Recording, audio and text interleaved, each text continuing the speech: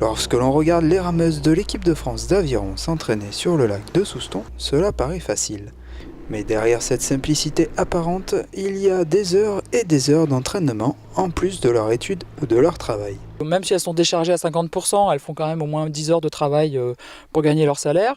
Et ensuite, au niveau de l'entraînement, on est entre 18 et 20 heures effectives. Donc il faut rajouter les temps de déplacement, les temps de douche, etc. etc. Donc ça fait des grosses journées. Ouais. Avec Elodie, on essaye de concilier nos études avec l'entraînement, parce que Marie et Hélène, elles ont déjà terminé. Donc la journée type, ça dépend un peu des jours, mais globalement, le matin, on va au club pour une sortie de 2 heures environ sur l'eau. Donc soit à 7 heures, soit à 8 heures en fonction de l'horaire des cours.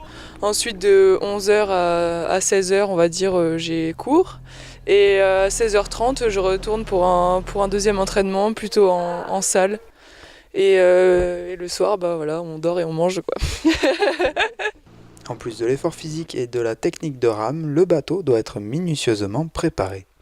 Nous sommes une discipline très mécanique et on doit savoir tout faire, on doit savoir bien bricoler, nous les entraîneurs, on doit savoir tout faire même. Et donc c'est vrai que chaque poste est individualisé au niveau des réglages, au niveau des hauteurs du siège, des entraxes, des leviers que les rameuses peuvent tirer avec leur pelle, etc. Et donc une fois que les places sont bien établies, c'est vrai qu'on personnalise beaucoup et ça demande beaucoup de réglages. Alors là, comme c'est un stage où on a un gros collectif, ça tourne, donc tous les jours il y a un tout petit peu de réglage à faire, voilà, et on est à 2 mm près à chaque fois, hein. Donc c'est vrai que ça prend beaucoup de temps sur une journée. Préparation physique, surveillance médicale, récupération sont le quotidien de ces rameuses qui doivent en plus faire preuve de rigueur pour maîtriser la discipline.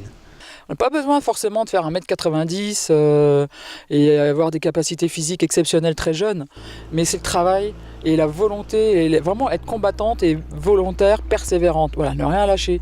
Et ça, c'est ce qui fait la différence. J'ai entraîné par le passé des athlètes hommes qui n'avaient pas un gabarit exceptionnel, mais l'acharnement qu'ils ont mis à l'entraînement au quotidien pendant 3-4 ans pour y arriver, ils ont décroché après des médailles aux Jeux Olympiques à Pékin notamment, ont fait la différence au bout du compte. Ouais. Nous, on a choisi d'être sportifs de haut niveau, et puis on aime ça. Donc c'est des contraintes qu'on a su intégrer, et puis voilà, on a des objectifs forts en tête, et on prend du plaisir à faire ça. C'est là qu'est notre plaisir.